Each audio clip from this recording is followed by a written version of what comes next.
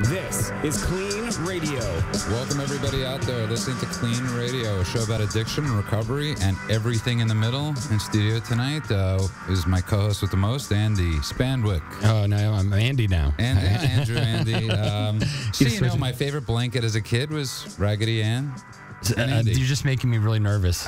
You should be. And let's welcome everybody out there listening to the show, all our fans out there, all our Facebook fans, and you know, it's pretty amazing that you know, we love Facebook and we love the the interaction that we get during the week, and it really offers a lot of people this safe place to post, to private message us and to ask questions. And it's an honor that people trust us with their information, because in a not so safe world of all this stuff, they actually trust us to message us, Andrew. Yeah, and I actually get emails, so and I answer all the emails people send me. So if they feel not comfortable calling on the phone, always feel free to email me as well. And go to facebook.com/KLEAN Radio, or go to KLEANradio.com and see what we look like in studio tonight. We have an extremely beautiful person in studio tonight. That's Pat O'Brien.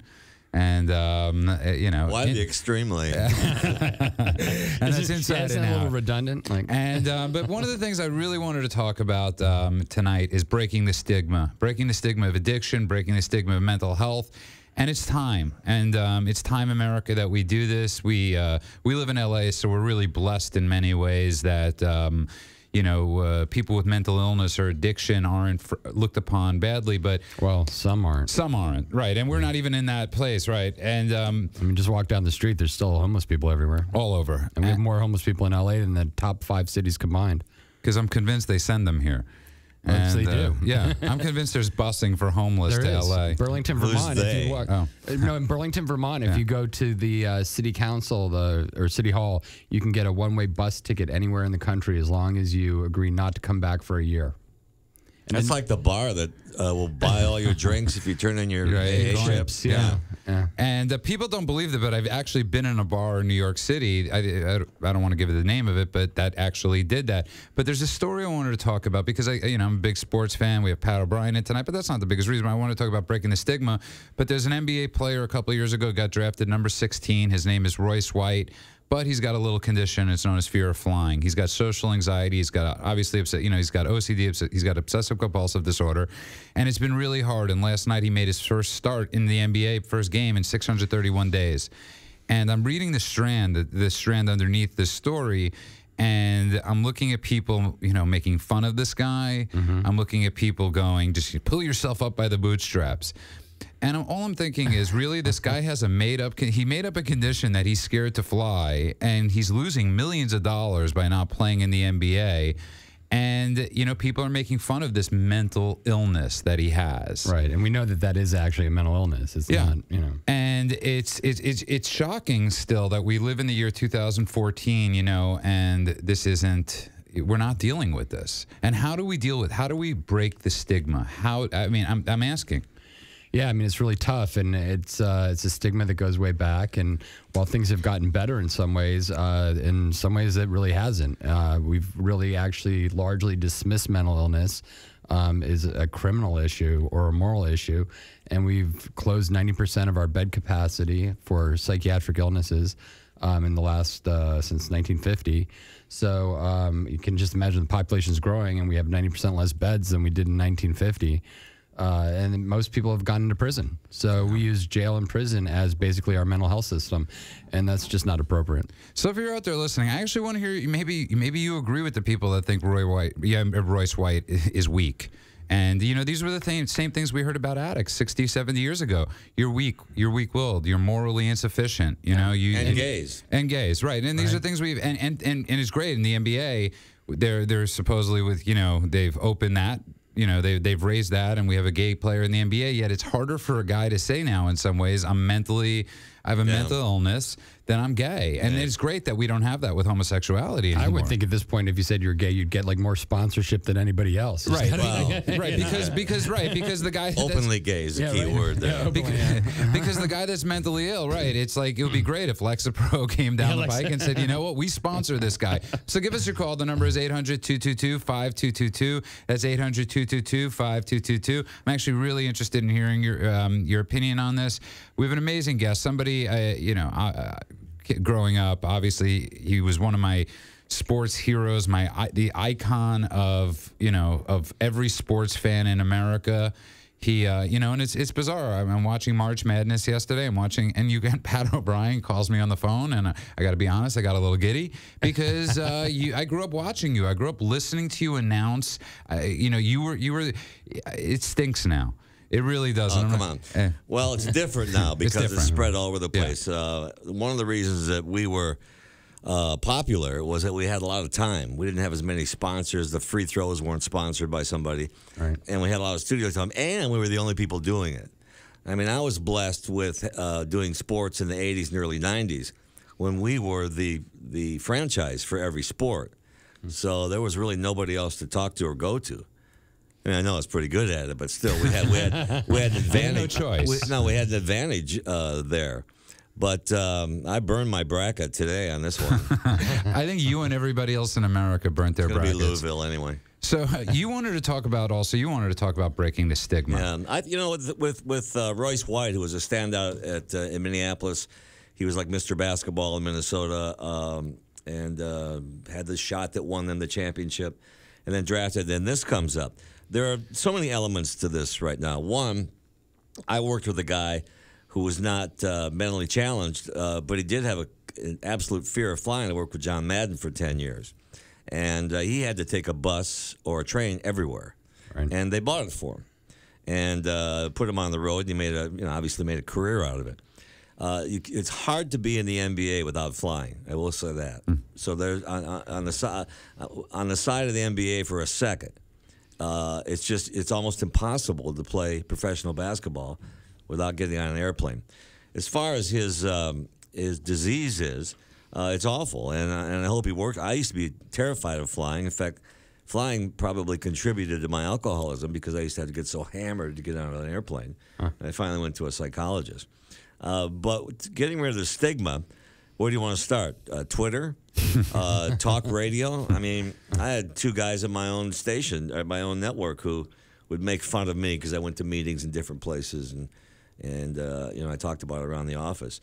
The chatter on Twitter, these morons who come on anonymously and say things like "pull up your boot." I get it all the time anyway. Like you're a drunk. If I say something, okay, go have some more drinks and cocaine. And I always say, your parents are upstairs. You better be careful. But yeah, I mean, there's so many elements to getting rid of the stigma. But I think it's time. If we could put the amount of energy that we put into getting rid of the stigma of AIDS, which, by the way, was very successful, the stigma of, since I can't talk, how about Bill Walton? He stuttered his entire career. Yeah. And nobody made fun of him that we know of. So, and AIDS and the gay and lesbian community, that stigma's gone. And I don't know why these things come up anymore. They really shouldn't. Obamacare is taking care of some of these things, and I think people are scared. Do some work on it. I think mental illness is one of those things that still scares people. I think there's largely a religious component to it. I think that the idea of demons and being possessed and all these things. And honestly, what's scarier than someone who's talking to voices? I mean, that scares the living hell out of a lot of people. You almost but the culture has done that too. The movies and. Jack Nicholson didn't help that a lot either. Speaking of Jack Nicholson, by the way, you're listening to KLEAN Radio. Give us a call. The number is 800-222-5222. That's 800-222-5222. I say speaking of that because let's go right away. Let's go to Todd, who is our favorite caller. He's actually in our cuckoo's nest. And he's actually in the facility where they shot One Flew Over the Cuckoo's Nest. As a patient. And Todd is sentenced there for 7 years. And he's always planning an escape, but he calls us before he does. Todd, how you doing, find buddy? the bathroom, pull the... Good. I like to say hi to Pat because I talked to him the last time he was on there. Great, Todd. Hey, Todd. Good to talk to you again. I've had like 5 different doctors since January 15th, and so my expert witness was not going to... be in favor of me getting a discharge because I have a mental illness. Hey, Todd, can you do me a favor? Is there a better phone in the facility? No, not really. This is the best. What's the matter with you? He's in a facility. There's an echo. We can just, Judah, what is wrong with you? Can you get an iPhone 5C? Yeah, Or an right. S? I can't believe I asked that. Okay, all right. We're live, guys. Come on. Sorry, Todd. Poor Go Todd. on. Anyway, I didn't go to my hearing because I didn't have any one to back me to get out. Right. So I'm still here. Then. So you're still there. Are they going to give you a new date or? Well, I still have the same release date. At least I do have a release date. But Right. All right. Well, Todd, we're going to come up and visit you soon because we're going to be doing a road show through Oregon probably in the next month or so. Yeah. So cool. we're planning on stopping by. So you're going to have to put us on your visitors list. Hey, you guys have to get online to fill it out. Okay. Okay. All right. Todd, I'll tell you what. We'll definitely get to speak to you again, and Make sure you round up one of those $800 iPhones so Judah will be We're gonna happier. Judah's gonna smuggle one in his butt cheeks for you. I got a good story about the pro athlete thing. yeah, Yeah. go for it, Todd. Okay, well, I was pro rodeo when I got sick, and so when I stopped rodeoing for many years, and so then when I first got out of this facility for my first release, I had to talk to the SSI guy, and I said, well, I quit rodeoing and stuff, and that was enough for him to give me my SSI benefits. Huh. Okay, Todd, listen, call back. You always could call back anytime, but we're really having a hard time hearing you, and we'll talk to you next week, Todd. Yep. And that's Todd in a facility in Portland, Oregon, and he's, again, you were talking about he's had 5 doctors since January 15th. Obviously, he's trying, this kid. This kid wants to get better, and it's almost like the system isn't helping him. Yeah, I mean, there's been so much just chaos, and I mean, he's obviously I think he's in a forensic hospital, so which means it's locked down, and also they probably have people that are diverted for criminal issues. So, those types of facilities are really just sort of run bare minimum, like 5 rotating doctors. I mean, that's a tough deal. So, but it's typical of what's happened. We've gotten to the place where there really is no long-term mental health treatment. And it's very expensive. And even acute care mental health has dropped from when I started in the industry back in the late 80s, the average length of stay was 90 days, and now it's about 4. So, people have serious mental illnesses. It's like 4 to 12 days, depending on your diagnosis. And all these can be lumped in alcoholism as well. I mean, they're just starting to figure out now how to deal with alcoholism and expanding that schematic on how to better deal with it. And there's such an army of people that either are alcoholics or have mental challenges, that if we put all those together and work together, maybe something more could be done. I think we're making some progress, not enough. Well, and a good point. I mean, and a lot of what's happened is that because it's taken so long for us to start to understand mental illness, both scientifically and from a treatment perspective, and as a society, there's a lot of mistakes made along the way. The brain is very complex. We know very little about how the brain works even to this day. And so we're stigmatized almost by our own profession because all the experiments and trials and all the things that were desperately, attempted to try and, cure people that didn't work or now seem archaic and cruel and medieval, people being locked up in psychiatric hospitals. Yeah. And, it's given the profession a bad name in some ways, and people are a little scared to trust the profession, and yet we're making huge advances now. I used to do drugs with Timothy Leary Yeah. back in the day.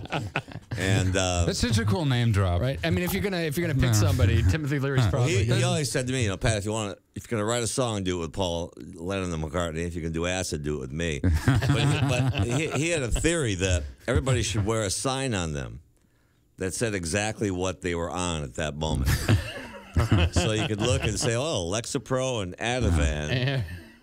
That's my goal, actually, Can for I get you women, a by the way. suicide hotline? That's my goal for women. I want to know what the relationship status is. But I mean, depression. If we want to put Called depression, Facebook. do you want to put depression into this mix too. I mean, that's a form of mental illness that is, Absolutely. By the way, is absolutely keeping the drug companies in trillions of dollars. You were talking about something that actually shocks me a lot. Is that you would go to meetings on the road. So obviously, this is within the past 5.5 years, and you were working for a national show. Sure. And people there still didn't understand it. People in the broadcasting industry were in shock that you were going to meetings. Or yeah, I mean, I'd probably figure out who it is in L.A., but I had people that were, would make and talk radio will make fun of anybody. Yeah. Because they think it's funny. Morning zoos and that sort of thing. And, that's got to be, I don't think that's going to change because they still hire morons for that. But, yeah, I'm proud to be an alcoholic person in recovery. So, that's why I'm extremely, what'd you call me? Extremely beautiful. Extremely beautiful inside and out. What was it, Andrew? I can't remember. Right. It was very beautiful. But okay, so if you just tuned in, you're listening to Clean Radio. So give us a call. The number is 800-222-5222. That's 800-222-5222. Do you think that's a way of getting over the stigma? Is by people, by walking around saying, I'm a proud alcoholic, I'm a proud sober alcoholic, as opposed to something else? Well, I think getting over the stigma is for everybody not to always pick up on Lindsay Lohan, yeah, or Charlie Sheen. When that really wasn't alcohol or drugs, believe it or not. But we believe it. And me or anybody, and that's got to stop. Now with me, it was perfect because there was stuff out there. It was just made for good. I'm going to give them all a pass on me. But the minute somebody gets into trouble, I mean, poor Whitney Houston, 2 local radio guys here called her a crack whore. Yeah, I remember that. Remember that? Yeah. For that. And Amy Wine, all these people, they're dope fiends. I mean, it's like we're in the 50s with that. So the culture has to be changed there, and people have to be taught, and information has to go out that alcoholism is reasonably normal, and in L.A., it's actually cool. Yeah, we have an incredible lifestyle Cheaper, out here. I'll tell you that. Let's go to Amy. She wants to check in. Amy, how are you? I'm actually doing very well. That's amazing. So Amy is a caller to the show. She's had issues. I mean, she's had, you've been stigmatized, with issues you've gone through in the past. Sure. And how so? Just so people. Well, I actually took on my own stigma just because of the labels that the people that in the courts, his attorney, my abuser's attorney, he's paid to put labels on me that made me look horrible, which were untrue. But at the same time, I took everything personal, so I kind of took on owning the stigma. And it's ironic that you're having this subject right now because I beckoned a criminal defense attorney to allow me to shadow him in court so that I can have closure for having that label, which was falsely put on me, through the divorce courts and things. I want to be on the other side so that I can not be the one that's being interrogated, so I can hear it with my own ears, see it with my own eyes, that these attorneys are paid to do this to the other client to protect their own. And so it's just my way of having closure with the labels that were placed upon me, if that makes any sense. That's good. The labels, that's a good point right there. Yeah, you're turning everything around. It's sort of the way Pat, you're changing the way you call you're a proud alcoholic. You're walking around, you're proud. This is what I've done, but this is who I am now. And instead of hide, we don't hide. Mm-hmm. And it's really amazing, Amy, what you've gone through since you've called in the show. I know you email with Andrew all the time, and you guys, talk a lot of this stuff out. And it's one of the great things that you get to do. Mm-hmm. And you sound amazing. Yeah, and I'm still seeing the same man. And you use my dating advice, so I'm extremely happy. Yes. And now that I'm on the open market, I'm going to have to use the same advice. So thank you. And we did go to Olive Garden, I will say that. There you go. Olive Garden. We're one step above McDonald's. Yeah, so. you're way above Judah's dating. Yeah, that's McDonald's. Olive is. Garden for Yeah. That's 6-month anniversaury for Judah. Yeah, that's. That's Four Seasons material for Judah. Right. Now you got Pat on it. Thank you. Amy, can I tell you something? And I want the people out there listening, hearing you laugh on the phone, I got to tell you, is one of the greatest gifts. And I promise you, I'm not just saying that. If you would have heard Amy when she first started calling in, the distress that you were going through and all that stuff, and the stigma that you had and all that, just Pat, I mean, we see it all the time. We see people grow, and we get to see this in the 12 steps. Mm-hmm. And we, you know, when I first called in, I had not really got a full grip on what actually happened to me. And I really, truly thought, when you guys were talking about marijuana, I really thought that had a lot to do with the torture. And so when I called in that first time, I was angry because I thought, wow, this has got to be it. And I didn't realize that, the mental illness, the things that I had described he did to me, I didn't really fully understand the mental illness that he had, that I was the recipient of. And I truly thought that the marijuana had everything to do with it when I had heard you guys talking.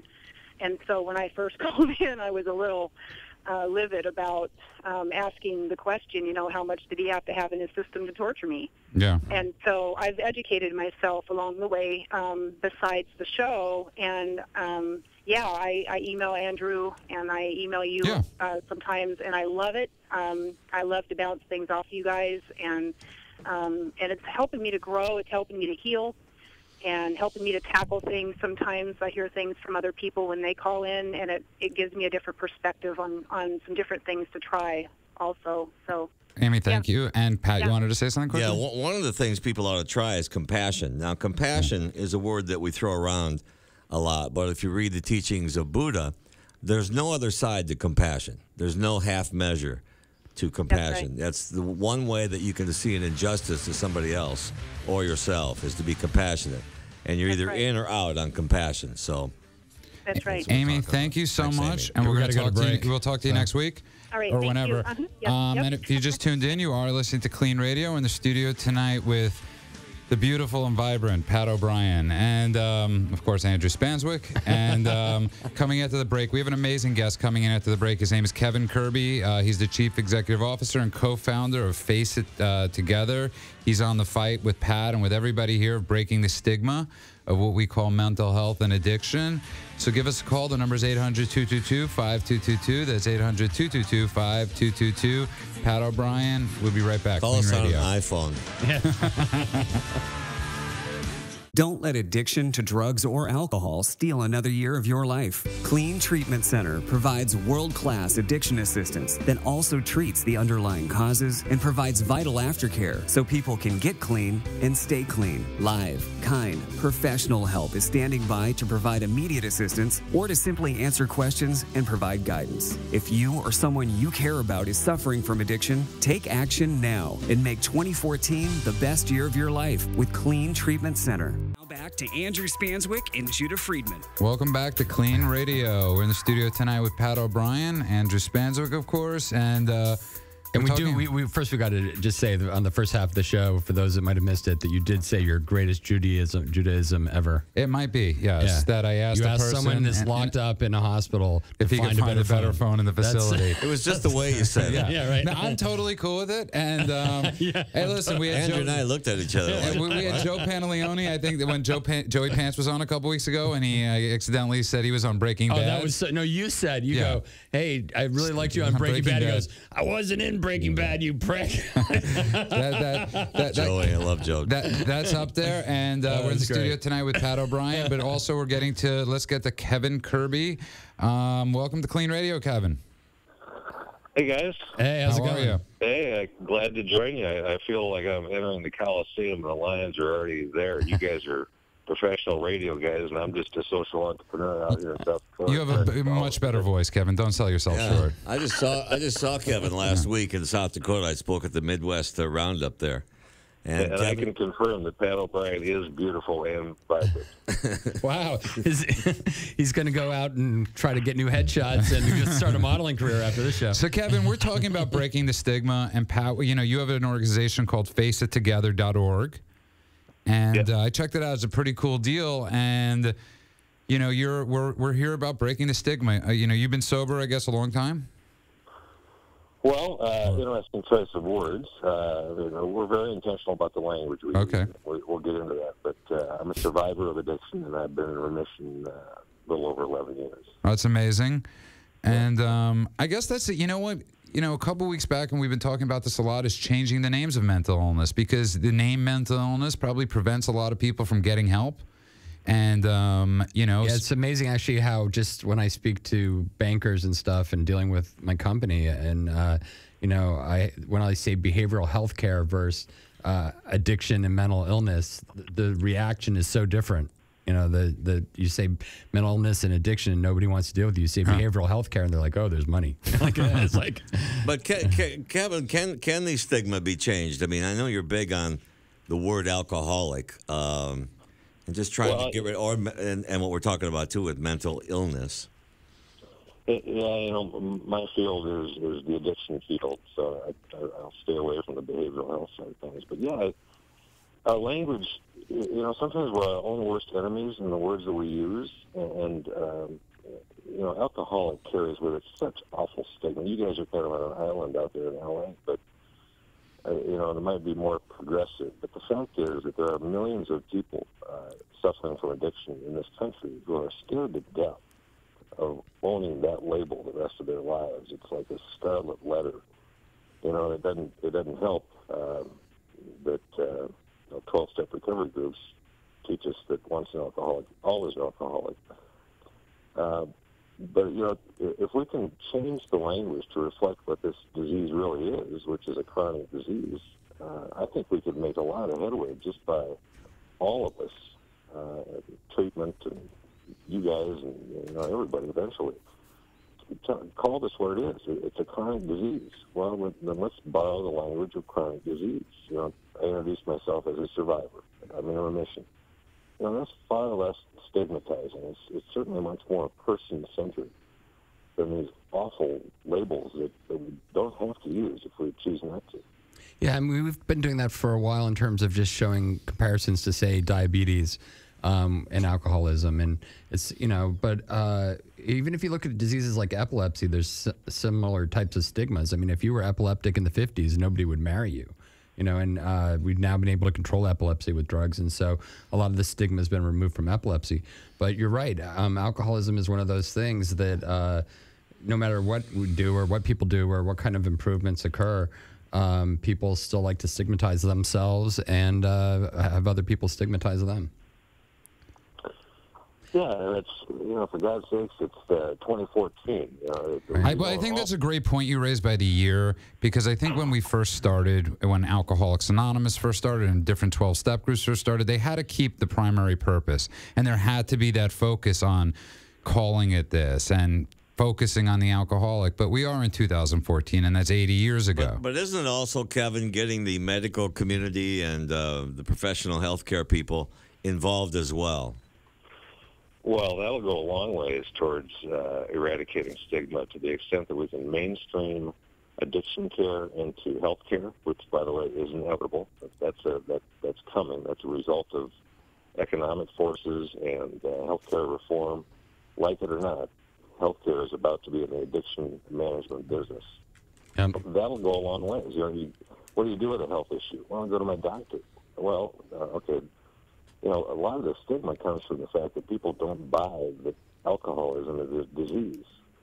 Well, it's like the Royce White thing. There's people out there that are constantly fighting against it. Like one of the major advocates of the anti-disease theory model is Stanton Peele, and he wrote a book called The Diseasing of America. And he's actually right now coming up, giving a lecture series. He's going around rehabs telling everybody that addiction isn't a disease. and that basically you just need to follow mindfulness and everything will go away. Just pull yourself up by the bootstraps, kiddo. Exactly. It's the same old. It's all going to be okay. Go to Malibu. The Flat Earth Society, I think, has that view. So, Kevin, I want you to stay on because we have a bunch of calls that are actually want to talk about this. So stay on the line and let's get to them. Let's go to Steve in Portland, Oregon. Welcome to Clean Radio, Steve. How you doing? Good. How are you doing? Can you turn your radio down, Steve?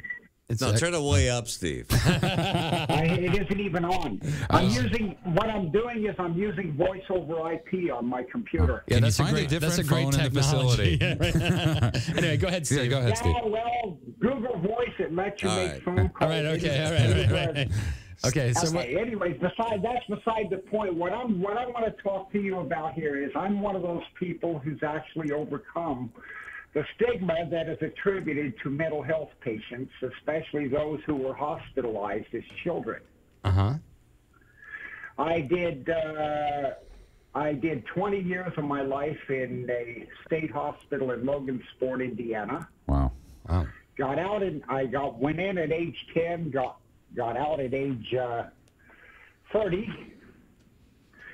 And I learned a long time ago the best way to deal with the stigma is to basically come to the conclusion that people are going to do what they're going to do no matter what. And if they've got power over you, then they're just going to misuse that power. The only thing you can do is just like go with the flow, be like a willow branch and bend with it and be flexible. Well, nobody has power over you. I mean, that's the bottom line. No, I know this. Oh, most definitely. But obviously you came to the point where you... Being the willow tree is basically the way to overcome that. I agree with you, Steve. And thanks for the call, Steve. But there's different levels of things. How a person deals with it personally, if they have mental illness, how we advocate for the mentally ill as advocates in the profession, how we treat mental illness. These are all different levels of dealing with stigma. One of the things that I found is most of the people that I find that are really scared of mental illness and addiction, they tend to be really angry. And we see this a lot with NIMBYism when we try to open facilities and then neighbors, not in my backyard, people come in and they try to stop us from opening facilities. And most of the people that I find that object to us coming into communities and opening up facilities, they actually have a problem of addiction in their family. And they take it out on us. And it's like this projected anger. Right. Well, that, Betty Ford and Hazelden, I am a graduate of both. It's so funny about that. Talk about stigma. I'm getting it right here. Kevin, you deal with this all the time with these the rehabs and these centers. Is there a change we can make there? Well, there is tremendous change. There's a revolution that's about to happen in the treatment field. I think an early indicator there is you see two world-class organizations merging. While they're consolidating, they're trying to get bigger. They're trying to be relevant in tomorrow's world where health care is going to play a much, much bigger role in identifying patients and connecting them with the right kinds of resources. And ultimately, in today's era of big data, the treatment centers that are going to thrive are going to be those that produce outcomes that are acceptable to the folks who are paying the bills. So we're just we're scratching the surface right now on what's going to happen in the treatment world. Yeah, I spent $250,000 before I got sober. Yeah, it's weird though. I just spent a lot of time in Britain last year. I want that money back. In England and Scotland. You got a big book. Yeah, right. A lot of them. Yeah. Anyway, but I just spent a lot of time last year in Britain, and especially England and Scotland. I was in England and Scotland, and all their stuff is outcome based. And what I found was that everybody just gamed the system. And I saw this with Medicare as well when I was opening acute care psychiatric units, that, Medicare would come out with a set of regs and then all the providers would just game the system to make sure they get reimbursed. Yeah. So it's going to be a tough deal, but I do agree with Kevin that, technology is in some ways our friend, in some ways not. In one ways it inspires us to do better, but it also takes out the human element within treatment. And especially with, chronic illness where there's lots of relapse and we don't have a cure, for mental illness and addiction. So sometimes this data is going to work against us, is saying that, all the treatment that happened didn't work. And it's not, you joke about going through several treatment programs, but it's not like you didn't learn something in each of those treatment I wasn't programs. ready either. Yeah. Is my problem. And they probably kept you alive till you were Well, ready. no, you know what they did is they, I went to 4 rehabs, and except for the last one, all they did was say re-up. So like what Kevin was talking about there, the system is so flim-flamly, is that a word? Sort of. It is tonight. Into the money. Put it in words with They would friends. say to me, you're gonna die if you don't stay here 90 days. That'll be another 52,000. Right. Yeah, right. So the system that you and I both went through, Pat, was a one-size-fits-all. It's very expensive. These remote centers, and it's all mysterious. They're hard to find, and they all have their own outcome measures they brag about. Well, that's all about to become much more scientific. The mystery is about to come out of measuring outcomes and treatment. Yeah, I mean, I agree with you. And, we've fully integrated EMR, which is electronic medical records. And it's amazing to me that the data that we're getting already just on even performance of our clinicians, and seeing what they do and how they do it. And just from a management standpoint, it's much better to increase the level of treatment and making sure that the clients are better served. But I also am very much of the opinion that this is a disease and that it should be based in a medical model, but there is a social component to it, and you have to address all of those. And that's what clean centers represent, is that we have dual diagnosis treatment. We don't just treat the addiction, we also treat a lot of the underlying issues. And we have many different approaches that we'll take depending on the client and what kind of diseases they suffer from, whether it be just straight addiction or whether there's an underlying psychiatric problem. And if you just tuned in, you are listening to KLEAN Radio. We're in the studio tonight with Pat O'Brien, and on the phone is Kevin Kirby. He is the CEO, founder of... are you still the CEO of Face It Together, Kevin? Yes, I am. We face it together. We face it together. And, I think we're talking tonight about breaking the stigma, and it's an amazing conversation that, what's great, Pat, and Andrew, is that we're actually having this conversation, because this was a conversation on the radio, because for a long time you couldn't have this conversation, and we don't have people calling up and telling us we're crazy. So let's get to calls. Yeah. Let's get to Alex in Portland, Oregon. Welcome to KLEAN Radio, Alex. Hi there. I just I suffer from sex addiction, and it's really it seems to be so on the fringe, and it's very real in my life. I mean, it's put me where I am today, calling a KLEAN radio station radio program and talking about it, because and I got to give you so much, the courage it takes for you to call on the station tonight, Alex, and you know how many people are out there that are listening that might have what you have and are scared to talk about it and are scared to deal with it. Yeah, I know. I mean, I'm that guy also. Can you take us? Are you on speakerphone by any chance? What's up with your phone issues, Judah? Dude, it's an iPhone. It's an iPhone. It's an iPhone 5, right? You got Todd beat in the institution. I ran into a guy this morning who has a sex addiction, and he said he almost died, trying to figure out how to deal with it. Yeah, and that led to alcoholism. And I had a friend that died from AIDS, and he got it from his sex addiction. And but I had never really believed in sex addiction until I met him. And this was a few years back, obviously. But he actually could not function during the day. He was constantly on the computer. He was always hooking up with people. He couldn't keep a steady job. He had problems with bleeding from. I'm not going to get into but it was actually a compulsive behavior that got so out of control that it completely destroyed his life, and eventually he died from one of the externalities. Are It's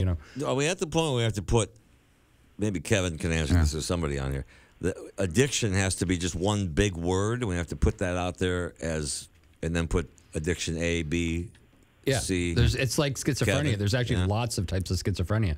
But there's almost as many different types of schizophrenia as there are types of cancer. And cancer is a good example as well. You say cancer, but there's all sorts of kinds of cancer. Go ahead, Kevin. Well, again, I mean, we try to be very intentional. Our focus is drug and alcohol addiction. Yeah. But just finding something that we can all agree upon is a challenge. It took us an awful long time to find a credible and comprehensive definition for addiction. It comes to us from the American Society of Addiction Medicine, and it I won't bore you with all the details, but fundamentally it defines the disease as disease of the body, mind, and spirit.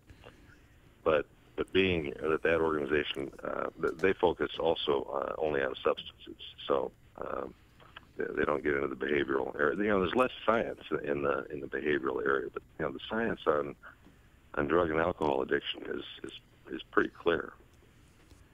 So, Alex, the question, Alex, I have for you is, how are you doing? How are you doing today? I'm doing all right. I've got some sobriety behind me, and I probably go to 4 or 5 meetings a week, and That's great. I have a sponsor. I mean, we read out of the big book, and we read our own green book, which is basically the principles of Alcoholics Anonymous. But abstinence is certainly a different issue for us because we have to define it a little bit differently. And I mean, there are guys in there that don't come in contact with any other human being, and they're stuck behind a computer all day. Where there are guys where their contact with other human beings is their thing. There's several different degrees.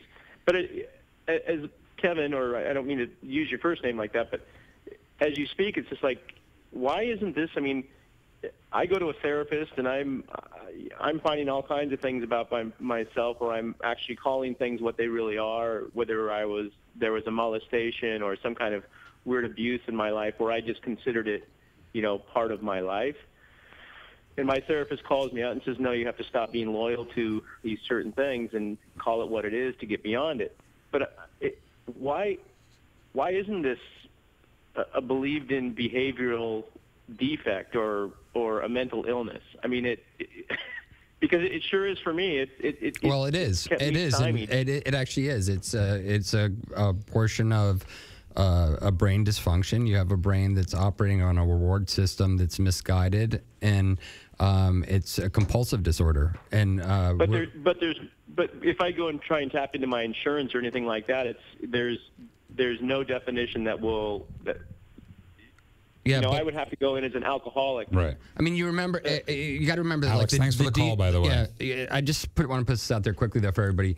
When people talk about diagnoses as names, they have to realize that, like, the DSM, which is basically Diagnostic Statistical Manual, and it's what basically then leads to ICD codes.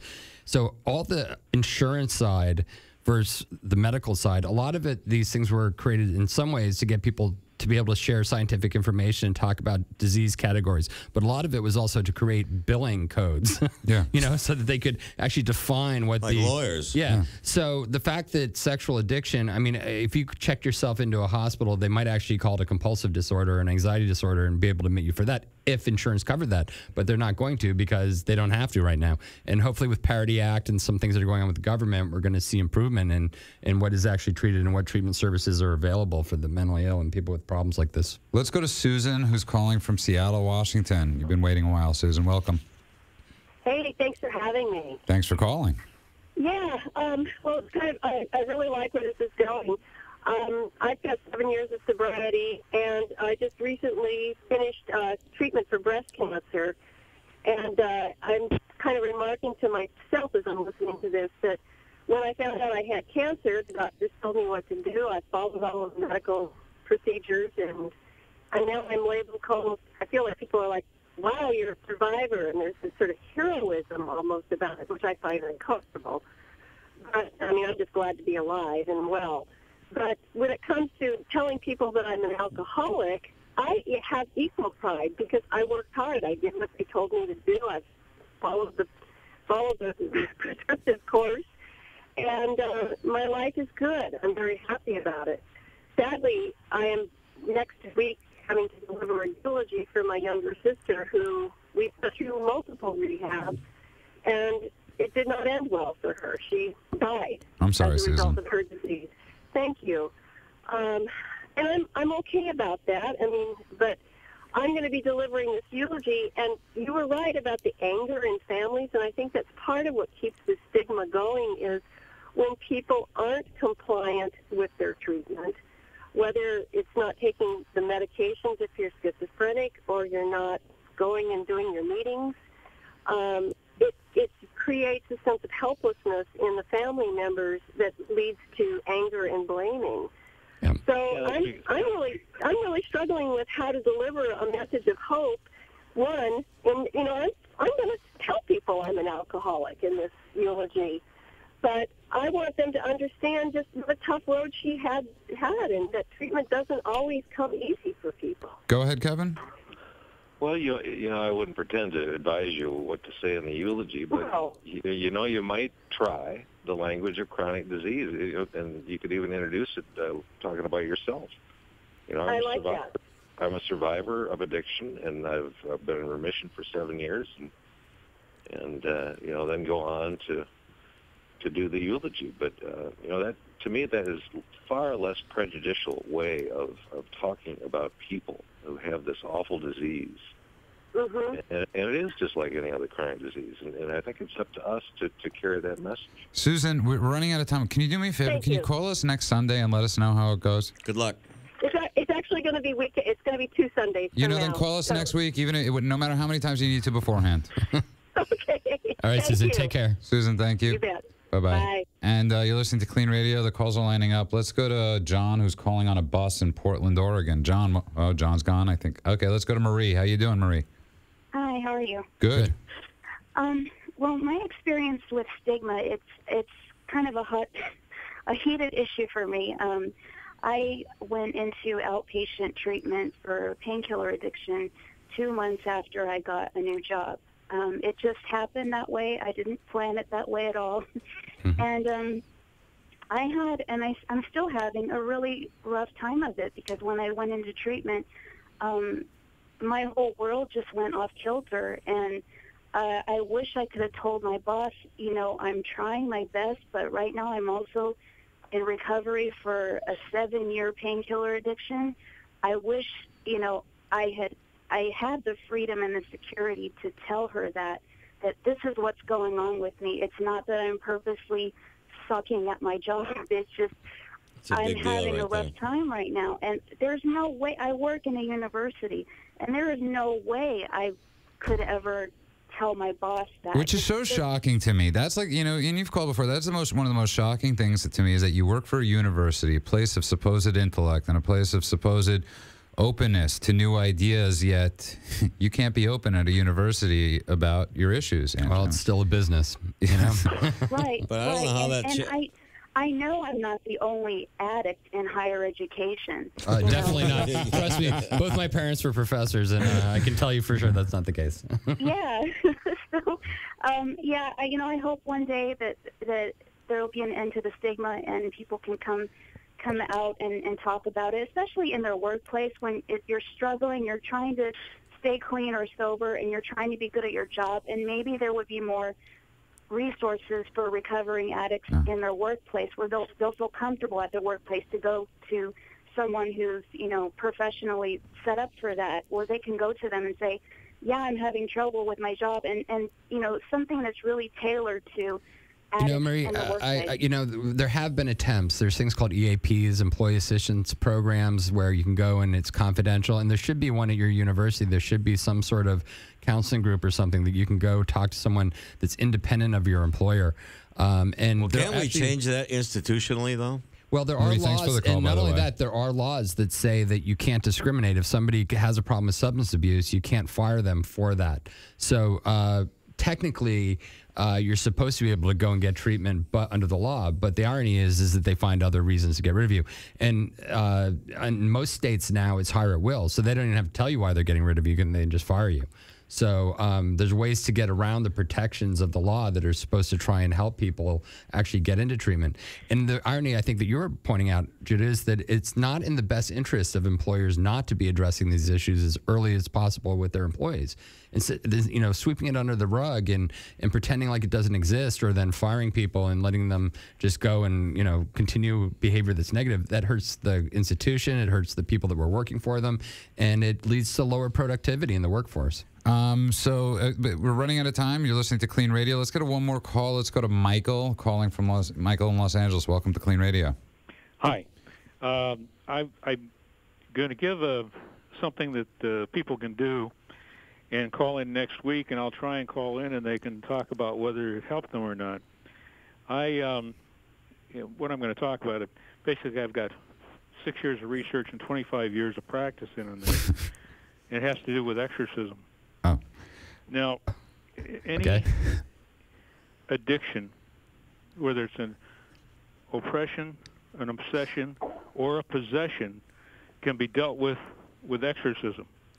And a Catholic who has the sacrament of confirmation can do exorcism. They just don't know they can do it. They could exorcise the demons. And Michael, thank you so much. I really don't believe that exorcism is a good choice. Yeah, go to facebook.com/KLEAN Radio and post your exorcism thoughts. We're open to any which ways of helping people out there. And hey, Pat, what might work for some? And Kevin, are you going to ever be in L.A.?